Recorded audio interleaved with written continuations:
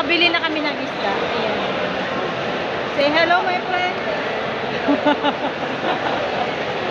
Dapat sarap ang ilaw to guys. Ito, laki-laki. Magkano? Oh, may puset. Di ba? Dan, pwede mo tayo mag-iyaw sa inyo, Dan? Ha? Pwede mo tayo mag-iyaw sa uling? May uling kayo doon? Tinataman ako ng Ako. Siya daw mag-ihaw.